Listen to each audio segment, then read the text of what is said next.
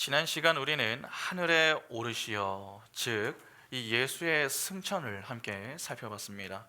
여러분, 예수의 승천은 예수 외에 부활을 경험했었던 자들과의 차별성을 보여주는 이 아주 중요한 내용이다, 그렇게 말씀을 드렸습니다. 수넴 여인의 아들이나 이 나사로, 또 유두고 등 부활을 경험한 자들이 의외로 많이 있습니다. 그러나 그들의 죽음은 여러분 어떤 부활이었습니까? 다시 죽는 부활이었습니다. 부활은 했으나 결국 다시 죽었다 하는 것이죠. 그러나 예수의 부활은 어떻습니까? 예수는 십자가의 죽음 이후에 사흘 만에 부활하신 이후 지금까지 죽지 않고 살아계십니다. 이를 교훈하는 내용이 바로 이 예수의 승천 사건인 것이죠. 예수의 승천 사건은 여러분 성도와 교회에게 대단히 중요한 주제입니다. 왜냐하면 우리의 신앙이 어떤 신앙이어야 하는가 하는 것을 교훈해 주기 때문에 그렇습니다. 여러분, 성도의 신앙, 이 교회의 신앙은 어떤 신앙이어야 합니까? 보통 많은 분들이 성도는 산 신앙을 가져야 한다, 그렇게 이야기하죠. 왜 우리의 신앙은 죽은 신앙이 되면 안 되는 것입니까? 달리 말해서 왜 산 신앙이 되어야 하느냐 하는 것입니다. 우리는 죽은 예수를 믿는 것이 아니기 때문입니다. 우리는 지금도 살아 역사하시는 예수 그리스도를 믿는 자들입니다. 과거에만 일하셨던 예수를 믿는 게 아니라 지금도 동일하게 일하고 계시는 그 예수를 믿는 것입니다. 때문에 우리는 성경을 통해서 관념적인 신앙이 아니라 인격적인 신앙을 가져야 하는 것이고, 산 믿음과 신앙을 갖고 살아야 하는 것입니다. 그러면 여기서 우리는 좀 이런 궁금함을 좀 가져볼 필요가 있습니다. 승천하신 예수께서는 무엇을 하고 계시는가 하는 것입니다. 사도신경은 예수의 승천 이후에 이렇게 고백을 합니다. 전능하신 아버지 하나님 우편에 앉아 계시다가, 성부 하나님 우편에 앉아 계신다, 그렇게 고백을 합니다. 평소 우리는 이 고백에 대해서 별로 이렇게 신경을 쓰진 않습니다. 그렇구나, 예수께서 하나님 오른편에 앉아 계시는구나, 뭐 그 정도로만 생각을 하는 것이죠. 그리고 의외로 이를 문자적으로 해석을 하고 이해하는 분들도 많이 있습니다. 그러나 그렇게 이해하시면 절대 안 됩니다. 그동안 한국교회는 이에 대해 문자적으로 생각하는 경향이 아주 강했습니다. 이는 교회를 가보면 알 수 있습니다. 보통 교회를 가보면 여러분 이 강대상 뒤에 의자가 놓여 있는 그런 경우가 많이 있지 않습니까? 그런데 주로 의자가 몇 개 놓여 있는 줄 아십니까? 3개가 놓여 있습니다. 뭐 물론 그렇지 않은 교회들도 있습니다. 그러나 의외로 의자가 3개인 교회가 많습니다. 의자가 3개인 이유는 간단합니다. 그 의자를 삼위 하나님, 즉 성부 하나님, 성자 하나님, 성령 하나님의 보좌라고 오해를 했기 때문입니다. 그러면 여러분, 가운데 의자는 누구의 의자겠습니까? 성부 하나님의 의자입니다. 그리고 오른쪽 의자는 성자 예수의 의자입니다. 왜냐하면 성자께서 아버지 우편에 앉아 계신다라고 했기 때문입니다. 그러면 왼쪽 의자는 누굽니까? 왼쪽 의자 성령 하나님이죠.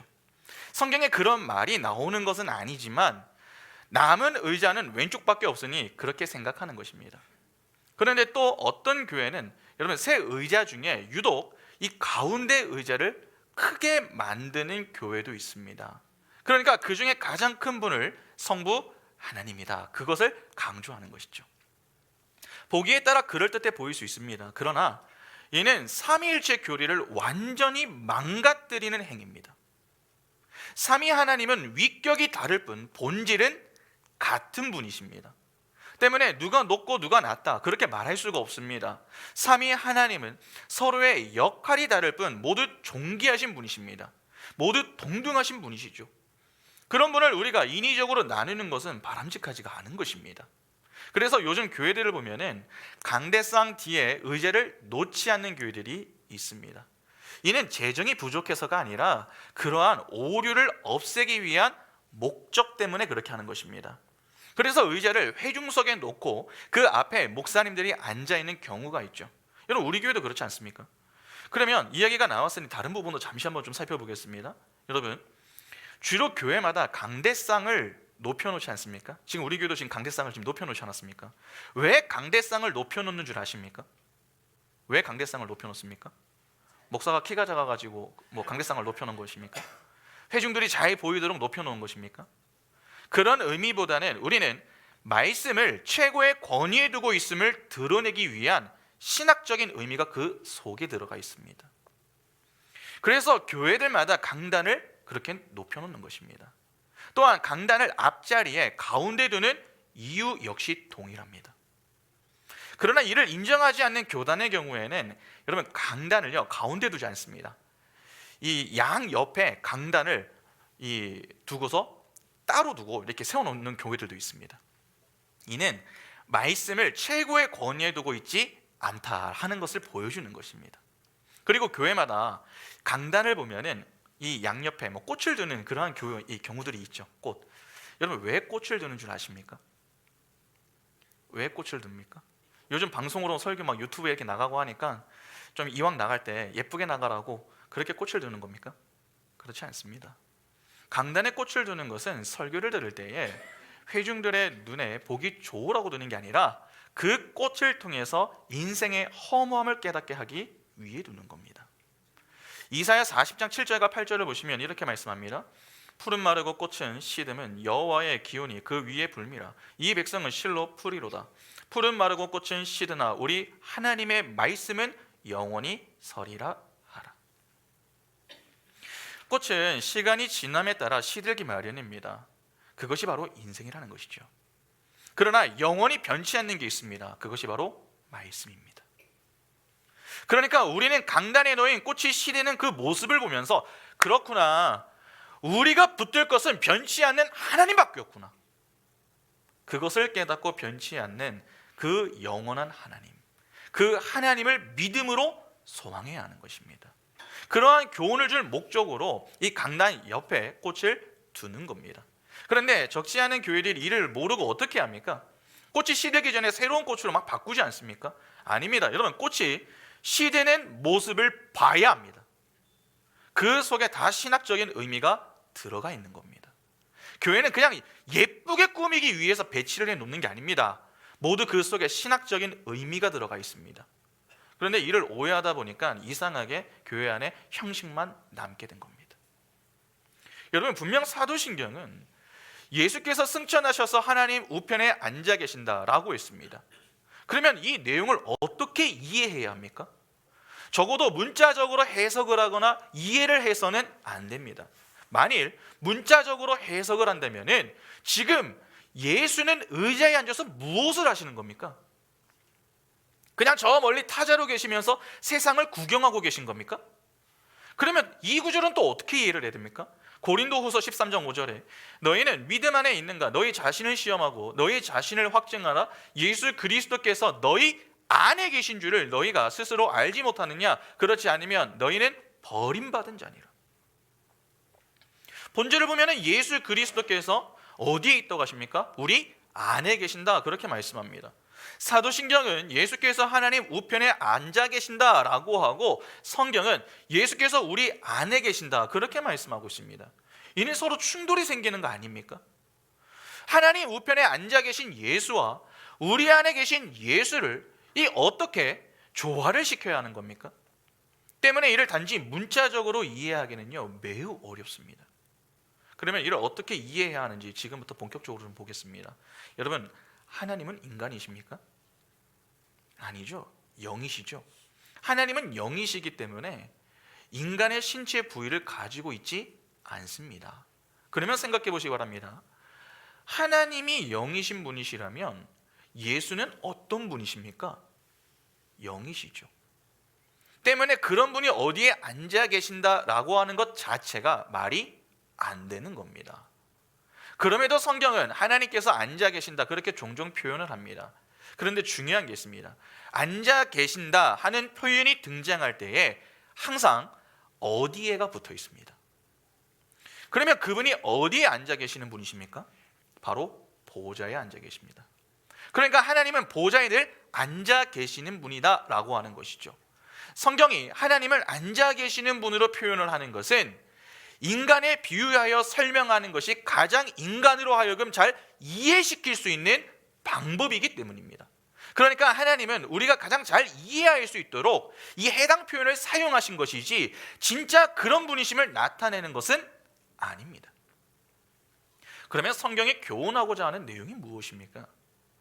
그것은 인간 세상의 왕이 여러분 보좌에 앉아서 나라를 통치하지 않습니까? 그와 마찬가지로 하나님 역시 온 만물의 왕으로 통치를 하신다는 겁니다. 다시 말해서 하나님의 통치와 권세를 나타내는 것입니다. 이 내용이 시편 103편 19절에 잘 기록이 되어 있습니다. 시편 103편 19절 보시면은 여호와께서 그의 보좌를 하늘에 세우시고 그의 왕권으로 만유를 다스리시도다. 보좌에 앉으신 하나님은 그분의 권세로 이 땅을 통치하시는 분이십니다. 그러면 우리 주님께서 여러분 하나님 보좌 우편에 앉아서 무엇을 하시겠습니까? 하나님이 하셨던 그 일을 하고 계시다, 그렇게 볼 수 있는 것이죠. 우리가 이 내용을 정확하게 이해하기 위해서는 우편이라고 하는 의미를 좀 잘 이해를 하셔야 됩니다. 여러분 고대 시대부터 우편은 최고의 예우로 우대하는 것을 상징했습니다. 열왕기상 2장 19절을 보시면 밧세바가 이에 아도니아를 위하여 말하려고 솔로몬 왕에게 이르니 왕이 일어나 영접하여 절한 후에 다시 왕자에 앉고 그의 어머니를 위하여 자리를 베푸니 그가 그의 오른쪽에 앉는지라. 여러분 솔로몬이 밧세바에게 자신의 오른자리를 내어줍니다. 솔로몬은 누굽니까? 솔로몬은 왕이죠. 그런데 그의 우편을 내어주었습니다. 이는 그가 소유하고 있는 권능과 영예를 나눠주었음을 의미하는 겁니다. 그래서 사람들은 왕의 우편을 대단히 중요하게 생각을 했죠. 예수의 공생의 시절도 한번 보시기 바랍니다. 마가복음 10장 35절부터 37절 보시면 세베대의 아들 야고보와 요한이 주께 나와 여짜오되 선생님이여 무엇이든지 우리가 구하는 바를 우리에게 하여 주시기를 원하옵나이다. 이르시되 너희에게 무엇을 하여 주기를 원하느냐 여짜오되 주의 영광 중에서 우리를 하나는 주의 우편에 하나는 좌편에 앉게 하여 주옵소서. 여기도 보면은 제자들이 예수의 우편과 좌편을 요구하는 그러한 내용이 나옵니다. 왜 굳이 좌우편을 요구하는 겁니까? 앞은 안 됩니까? 왜 좌우편입니까? 그 자리가 곧 권능과 영예를 누리는 자리가 되었기 때문에 그렇습니다. 그래서 오늘날에도 누구의 오른팔이다 왼팔이다 그렇게 이야기를 하면은 꽤 높은 자리에 있는 자다 그렇게 우리가 인식을 하지 않습니까? 이처럼 우편은 왕이 소유하는 권능을 함께 누리는 자리입니다. 따라서 예수께서 지금 하나님 우편에 앉아 계신다라고 하는 이 표현은 그분이 하나님의 권능과 영예를 가지고 통치하고 계심을 의미하는 겁니다. 빌립보서 2장 9절과 10절 보시면 이러므로 하나님이 그를 지극히 높여 모든 이름 위에 뛰어난 이름을 주사 하늘에 있는 자들과 땅에 있는 자들과 땅 아래에 있는 자들로 모든 무릎을 예수의 이름에 꿇게 하시고, 딱 이러한 상태인 거죠. 그러면 자연스럽게 우리는 이 질문을 좀 던져볼 수 있습니다. 그분은 어떤 통치를 하시고 있는가 하는 겁니다. 시편 110편 1절과 2절 보시기 바랍니다.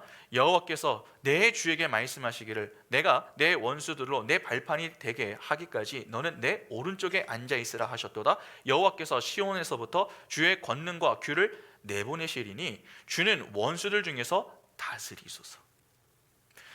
방금 읽은 이 내용을 보면은 예수께서 우편에 앉아서 하시는 일이 무엇인가 하는 것을 잘 알 수 있습니다. 여러분 그분이 하시는 일이 무엇입니까?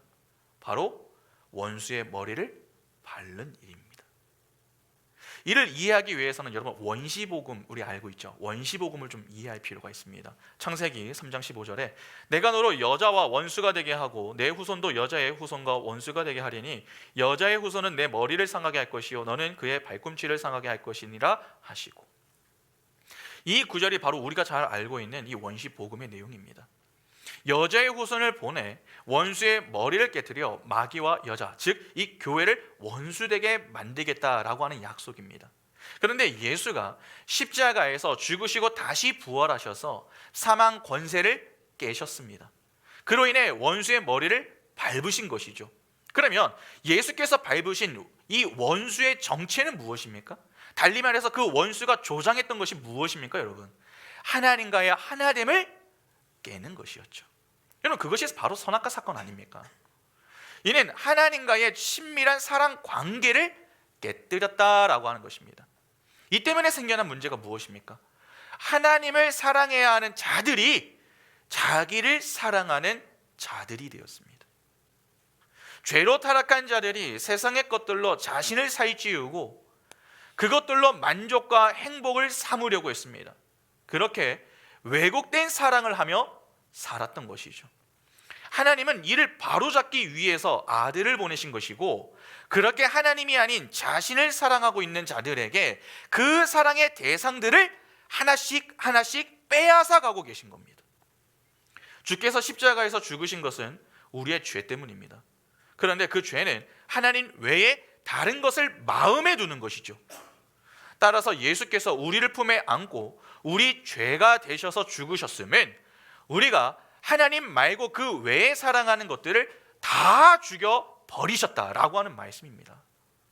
그래서 바울은 십자가를 통해서 우리가 세상에 대해서 죽고 세상이 우리에 대해서 죽었다, 그렇게 이야기를 합니다. 갈라디아서 6장 14절 보시면, 그러나 내게는 우리 주 예수 그리스도의 십자가 외에 결코 자랑할 것이 없으니 그리스도로 말미암아 세상이 나를 대하여 십자가에 못 박히고 내가 또한 세상을 대하여 그러하니라.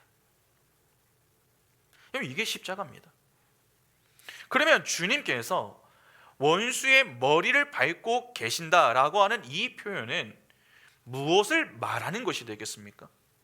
우리, 즉 성도로 하여금 오직 하나님만을 사랑하는 자로 만들고 계신다라고 하는 말씀인 것입니다. 우리가 이 세상에서 힘으로 추구하며 살고 있는 것들을 하나씩 끊어내고 계신다 하는 말씀입니다. 그런데 우리는 이를 반대로 생각을 하죠. 주님은 보좌 우편에서 우리가 마음에 두고 있는 이 세상을 끊어내고 계시는데 우리는 자꾸 그것을 살찌워 달라고 종교 행위에 열을 내고 있습니다.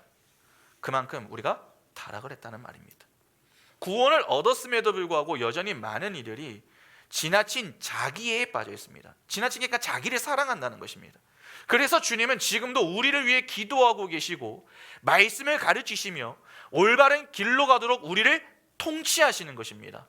다시 말해서 그분은 여전히 보좌에 앉아서 대제사장의 일을 하고 계신다는 것입니다. 여러분, 그분은 삼중직을 담당하셨던 분이시죠. 선지자, 제사장, 왕, 그 모든 직분을 공생의 사역 동안에 감당을 하셨습니다. 그런데 어디에서도 그 일을 하고 계신다는 겁니까? 승천하신 이후에 보좌에 앉으셔서 그 일을 지금도 하고 계신다는 겁니다. 히브리서 10장 11절부터 13절 보시면, 제사장마다 매일 서서 섬기며 자주 같은 제사를 드리되 이 제사는 언제나 죄를 없게 하지 못하거니와 오직 그리스도는 죄를 위하여 한 영원한 제사를 드리시고 하나님 우편에 앉으사 그 후에 자기 원수들을 자기 발등상이 되게 하실 때까지 기다리시나니. 여러분, 무엇보다 그분은 우리를 위해 간구하심으로 제사장의 일을 감당하고 계십니다. 히브리서 7장 24절부터 보시면, 예수는 영원히 계심으로 그 제사장 직분도 갈리지 아니하느니라. 그러므로 자기를 힘입어 하나님께 나아가는 자들을 온전히 구원하실 수 있으니 이는 그가 항상 살아계시며 그들을 위하여 간구하심이라. 이러한 대제사장은 우리에게 합당하니 거룩하고 악이 없고 더러움이 없고 죄인에게서 떠나 계시고 하늘보다 높이 되시니라. 우리의 죄를 위해서 여전히 주님은 간구하고 계십니다. 우리의 거룩과 하나님의 백성으로서의 완성을 위해 기도를 하시는 것입니다. 여러분, 그런데 중요한 게 있습니다. 지금 우리를 위해서 기도하시는 분이 누굽니까? 주님이시죠. 주님의 기도는 곧 하나님의 뜻입니다. 따라서 보좌 우편에 앉으신 주님께서 하시는 기도는 반드시 어떻게 되겠습니까? 반드시 성취됩니다. 우리의 기도는 이루어질 수도 있고 이루어지지 않을 수도 있습니다. 그러나 예수의 기도는 반드시 이루어집니다. 그것이 곧 하나님의 뜻이기 때문에 그렇습니다. 그 예수의 기도 때문에 우리가 엉뚱한 길로 향하려고 해도 가질 못하고 작은 예수로 십자가와 자기 부인의 길에 서게 되는 것이죠. 여러분, 그래서 힘이 되는 것이고 그래서 괴로운 것입니다. 생각해 보시기 바랍니다. 우리는 하나님보다는 보이는 세상을 좋아합니다. 그런데 주님은 자꾸 우리를 위해서 간구하실 때에 세상에서 멀어지게 해달라, 그렇게 기도를 하시는 거죠. 그 주님의 간구로 인해서 우리는 세상이 자꾸 내게서 멀어지는 것을 경험하게 됩니다. 그러니까 힘이 안 될 수가 없다는 것이죠. 그러면 주님의 기도에서 제외된 자들은 어떠하겠습니까? 자기 뜻대로 이 땅의 것들로 행복하고 즐겁게 사는 것입니다. 여러분, 기도하는 대로 다 이루어집니다. 이 땅에서 그렇게 호의호식하면서 사는 것이죠. 그런데 우리는 어떻습니까? 로마서 8장 34절부터 37절 보시면, 누가 정죄하리요? 죽으실 뿐 아니라 다시 살아나신 이는 그리스도 예수시니 그는 하나님 우편에 계신 자요 우리를 위하여 간구하시는 자시니라. 누가 우리를 그리스도의 사랑에서 끊으리요? 환난이나 공고나 박해나 기근이나 적신이나 위험이나 칼이랴. 기록된 바 우리가 종일 주를 위하여 죽임을 당하게 되며 도살당할 양같이 여김을 받았나이다 함과 같으니라. 그러나 이 모든 일에 우리를 사랑하시는 이로 말미암아 우리가 넉넉히 이기느니라. 예수를 믿는 우리 인생은 내 마음대로 되지가 않습니다. 예수를 믿음에도 불구하고 여전히 문제들이 생겨나고 고난을 당합니다. 우리는 그런 문제가 생겨날 때면은 우리 주님이 멋지게 짠 나타나셔서 막아주시기도 하고 해결도 좀 해주시기를 기대하는데, 우리 주님은 그렇게 해주지를 않으십니다. 오히려 그런 문제가 찾아왔을 때에 하나님을 사랑하는 그 사랑만으로 그 모든 것을 넉넉히 이기게 해달라, 그렇게 기도하실 분입니다. 그러니까 주님의 기도는 우리가 왜곡된 사랑을 회복하여 하나님께 올려드리면서 이 세상에서 우리가 힘으로 삼고 살던 것들이 끊어져 나가는 그 상황 속에서도 하나님을 사랑함으로 당면한 문제들을 이겨내는 하나님의 백성으로 완성되게 해달라 하는 그러한 기도인 것입니다. 그래서 우리 뜻대로 기도 응답을 받지 못하는 것이죠. 그러나 내 바람대로 응답받지 못한 그것이 여러분, 내게 진짜 복이라는 것을 나중에 깨닫게 됩니다. 그래서 과정을 지날 때에는 고통스럽고 그렇게 힘이 들지만 나중에 지나서 돌아보면 그 모든 것이 하나님의 은혜였음을 깨닫고, 그렇구나, 다 하나님의 은혜였구나, 그렇게 고백되는 거 아닙니까? 여러분, 주님은 내 뜻대로가 아니라 아버지의 뜻대로 간구하심으로 우리의 세상 사랑과 자기 사랑을 깨고 계신 겁니다. 그것을 깨닫지 못하면 자꾸 우리는 주님은 일을 하지 않으신다고 그렇게 오해를 합니다. 그러나 사실 주님은 일을 하고 계시는 겁니다. 하나님의 뜻에 내 뜻을 맞추도록 하여 우리로 하여금 하나님의 자녀로 완성되게 하시기 위해서 지금도 우리를 위해 간구하고 계십니다. 그 사실을 알 때 우리는 기도하면서 눈물로 회개하고 감사할 수가 있는 것입니다. 그런가 하면 주님의 여러분 선지자적 직분도 지금 시행이 되고 있습니다. 그분은 말씀으로 찾아오셔서 하늘의 비밀을 계시해 주십니다. 그 일을 하기 위해 이 땅에 보내주신 분이 바로 성령이시죠. 요한복음 14장 26절에 보혜사 곧 아버지께서 내 이름으로 보내실 성령, 그가 너희에게 모든 것을 가르치시고 내가 너희에게 말한 모든 것을 생각나게 하리라. 본절을 보면은 예수께서 보내시는 분을 성령이라고 합니다. 그런데 누구의 이름으로 보내는 성령입니까? 내 이름입니다. 그러니까 예수께서 말씀을 가르치시는 것과 같은 것이죠. 성령은 성도를 말씀의 자리로 인도하여 말씀을 깨닫게 하십니다. 그런데 말씀을 통해 깨닫게 되는 내용들이 무엇입니까? 죄가 무엇인지, 심판이 무엇인지, 의가 무엇인지, 그러한 것들입니다. 여러분, 성경을 보면 볼수록 우리는 죄에 대한 깨달음을 갖게 됩니다. 자꾸 성경을 보면 복음을 깨닫게 된다, 그렇게 이야기를 하는데, 복음이 의미가 있기 위해서는 죄에 대한 깨달음이 있어야 합니다. 왜냐하면 복음은 죄에서 우리를 돌이키는 내용이 되기 때문에 그렇습니다. 그러면 결국 주님의 선지자 사역 역시 무엇 때문입니까? 죄에서 벗어나게 하기 위한 목적 때문인 것이죠. 달리 말해서 세상과 자기 사랑에서 벗어나 하나님을 사랑하게 하기 위한 목적 때문이다 하는 것입니다. 마지막으로 예수의 왕의 직분입니다. 여러분 오늘 본문을 다시 한번 보시기 바랍니다. 에베소서 1장 20절부터 23절에 그의 능력이 그리스도 안에서 역사하사 죽은 자들 가운데서 다시 살리시고 하늘에서 자기의 오른편에 앉히사 모든 통치와 권세와 능력과 주권과 이 세상뿐 아니라 오는 세상에 일컫는 모든 이름 위에 뛰어나게 하시고 또 만물을 그의 발 아래에 복종하게 하시고 그를 만물 위에 교회의 머리로 삼으셨느니라. 교회는 그의 몸이니 만물 안에서 만물을 충만하게 하시는 이의 충만함이니라. 예수는 교회의 머리가 되셔서 다스리고 계십니다.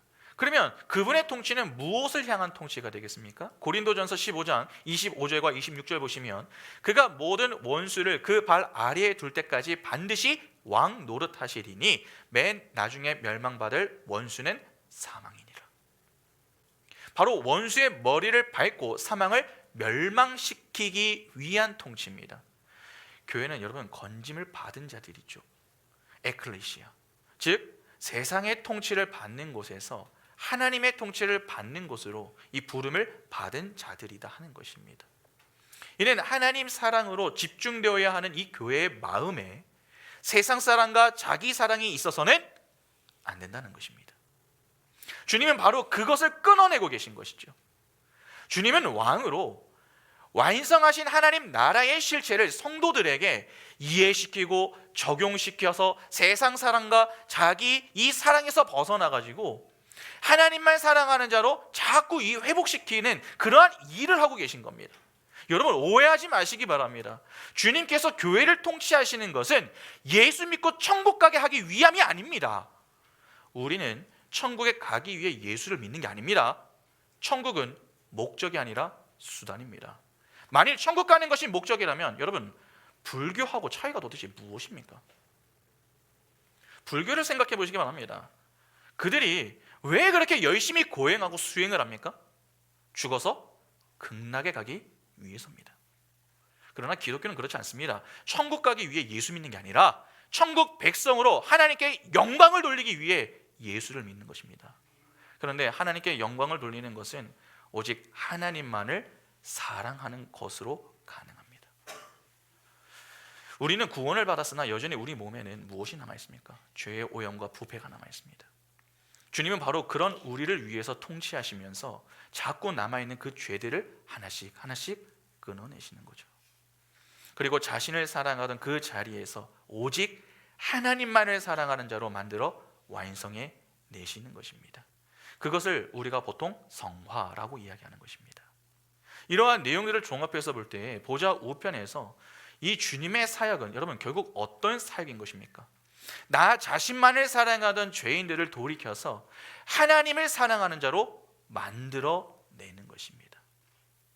그 사역은 이미 영적으로 완성이 되었습니다. 우리가 이 세상에서 주님의 권능의 도움을 받아 이루어내야 할 것은 우리의 불가능함과 무력함을 겸손히 인정하고 주님의 십자가의 은혜의 크기와 깊이를 깨달아 자기를 부인하고 자기 십자가를 지며 하나님께 온전히 순종하는 것입니다. 그리고 그분만이 나의 힘으로 여기며 사는 하나님 나라의 백성으로 지어져 가는 것이죠. 여기에 세상의 환난이나 고난이 사용이 될 수 있습니다. 때로는 건강을 잃는 것이 될 수도 있고 또한 사업이 망하는 것이 될 수도 있습니다. 이는 하나님이 우리를 미워해서 그렇게 하시는 게 아닙니다. 저주가 아닙니다. 오히려 그 반대입니다.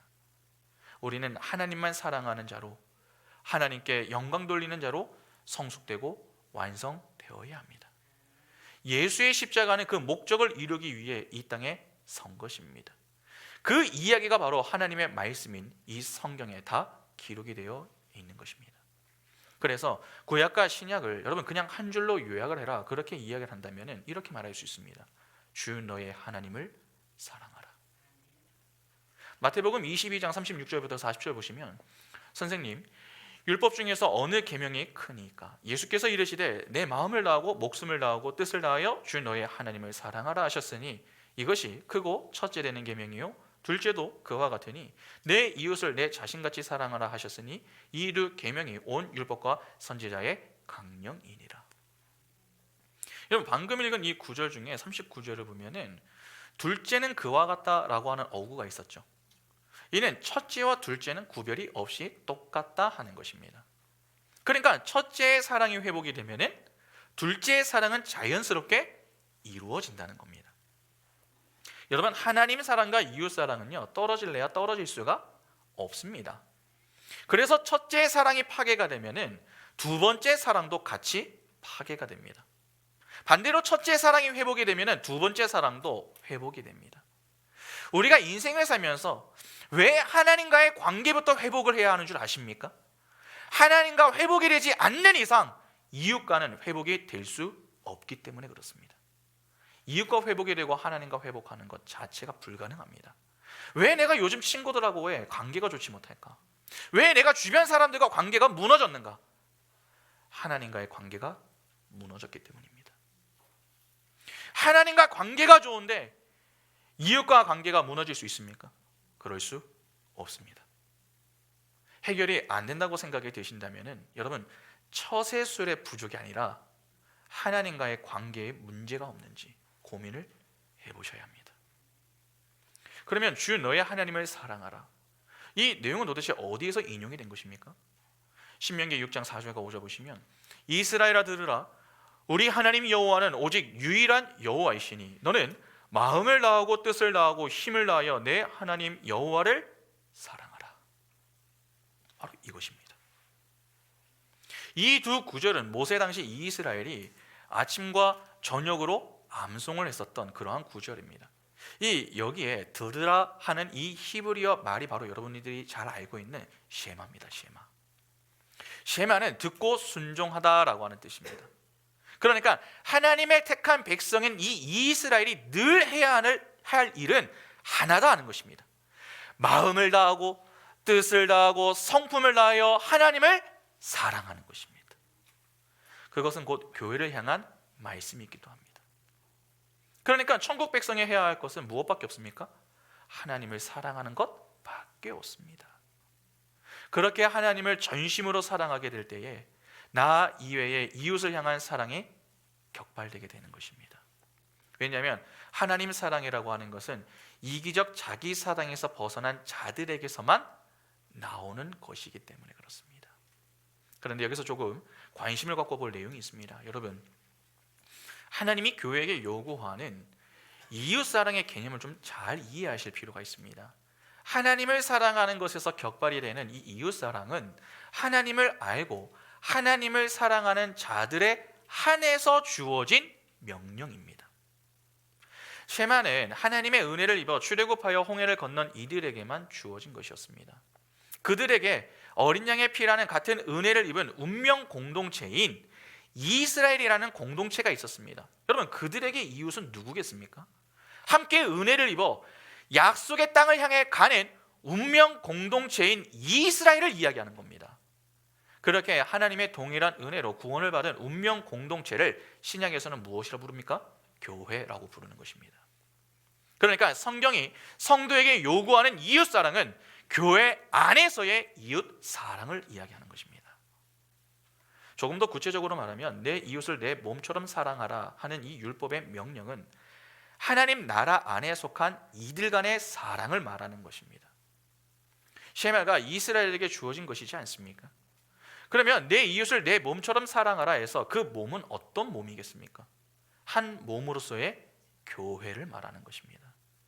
로마서 12장 4절과 5절에 우리가 한 몸에 많은 지체를 가졌으나 모든 지체가 같은 기능을 가진 것이 아니니 이와 같이 우리 많은 사람이 그리스도 안에서 한 몸이 되어 서로 지체가 되었느니라.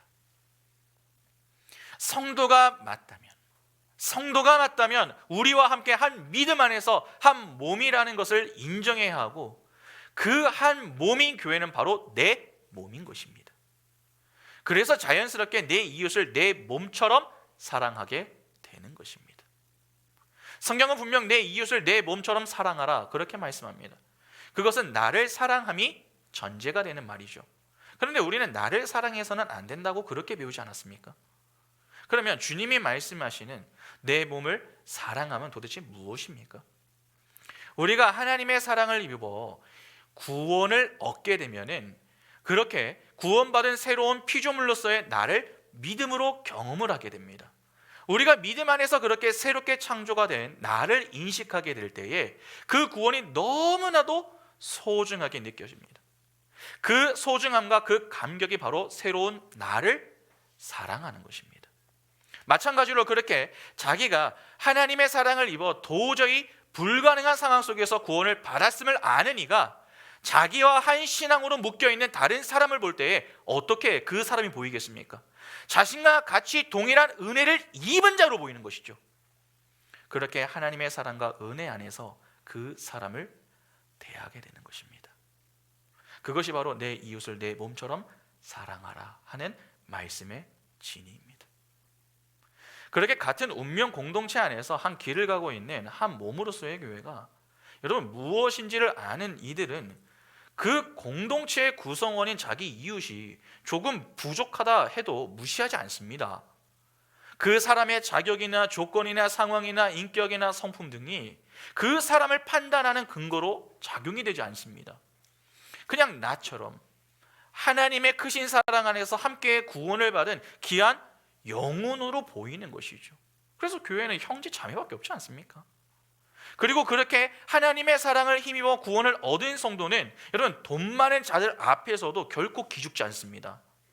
그들도 역시 하나님의 사랑과 은혜 안에서 구원을 얻은 자들이기 때문에 그렇습니다. 우리는 한 몸입니다. 한 몸이 어떻게 스스로 주눅이 들고 스스로 우습게 여깁니까? 그들도 다 내 몸처럼 구원을 얻은 자들입니다. 하나님의 사랑을 이해한 자들은 한 신앙을 고백하는 내 이웃이 하나님의 사랑과 은혜 밖으로 자꾸 도망쳐 나가 이 세상 것들에 관심을 둘 때 그들이 하나님의 사랑에서 멀어지지 않도록 가르치고 훈계하고 기도하고 안타까워하며 그를 바로 잡아주어야 합니다. 그것이 내 이웃을 내 몸처럼 사랑하는 것입니다.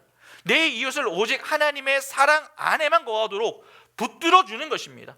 하나님 사랑을 계속 놓치고 있을 때에 그냥 가만히 두고 보는 것은 결코 사랑이 아닙니다. 그런 의미에서 여러분, 교회 목사가 철저하게 설교를 준비해서 성도들과 나누는 것이 성도를 사랑하는 방법입니다.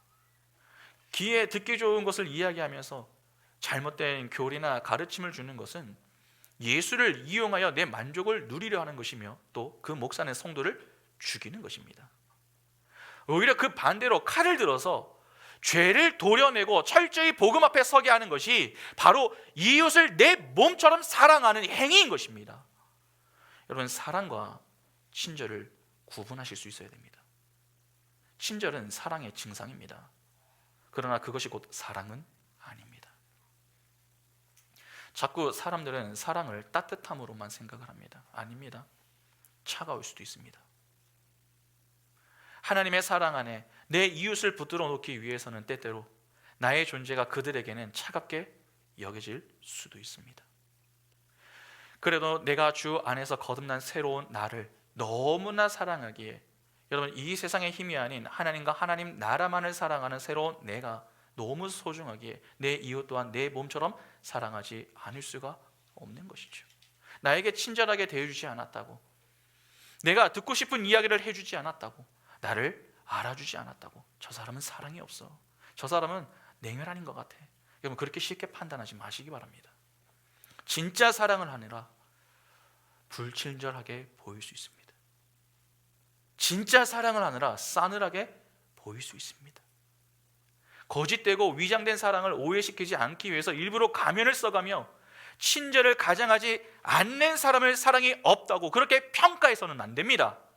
오히려 우리는 그런 불친절함 속에서 인간은 이렇게 사랑을 할 수 없는 존재다라고 하는 것을 배울 수 있는 실력자가 되어야 합니다.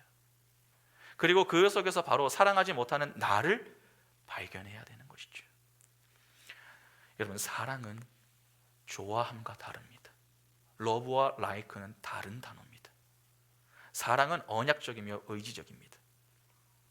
우리는 의지적 사랑을 시도하는 과정 속에서 여전히 마음속으로는 그 상대방을 미워하고 있는 자신을 보면서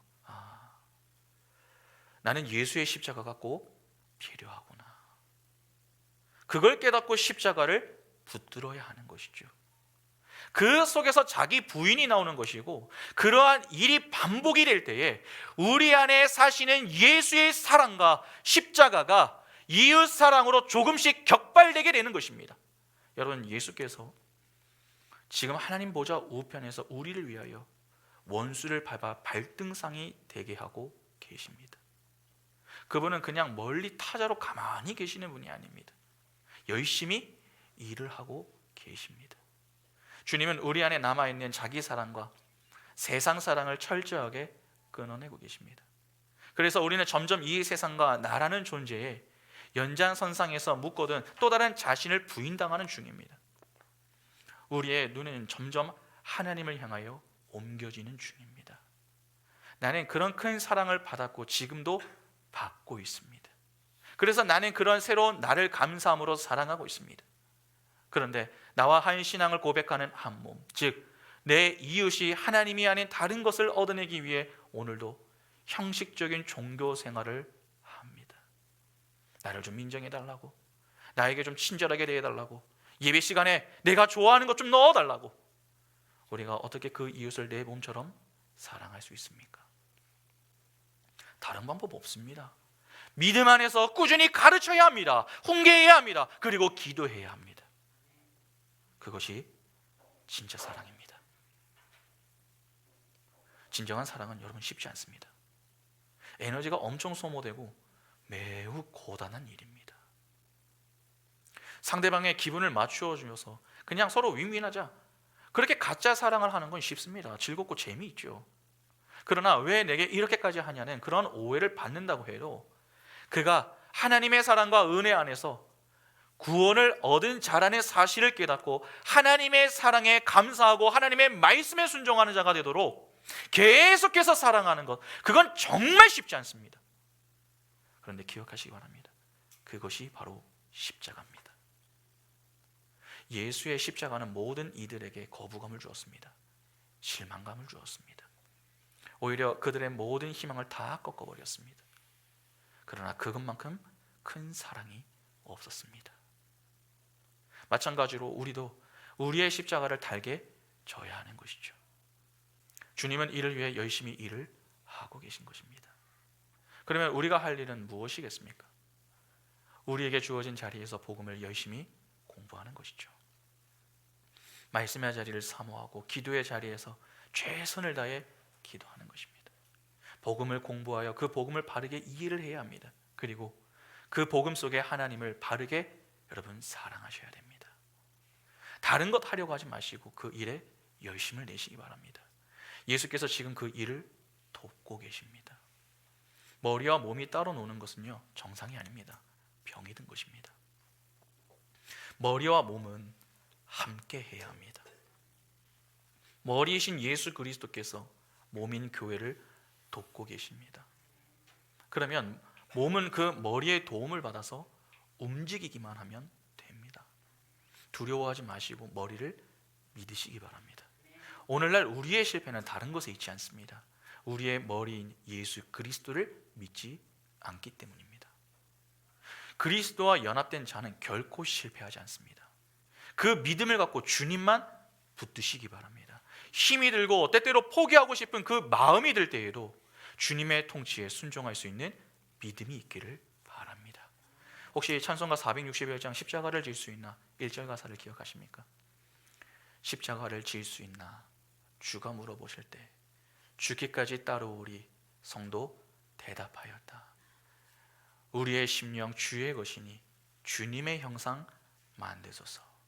주 인도 따라 살아갈 동안 사랑과 충성 늘 바치오리이다. 오늘 우리에게 바로 이 찬양의 고백이 우리의 인생의 고백이 될 수 있기를 바랍니다. 그리하여 주님의 통치를 받으며 사는 인생 동안 늘 감사함으로 하나님을 사랑하고 이웃을 사랑함으로 주께만 영광 돌리는 복된 인생이 다 될 수 있기를 간절히 소망합니다. 우리 이 시간 같이 함께 찬양하겠습니다.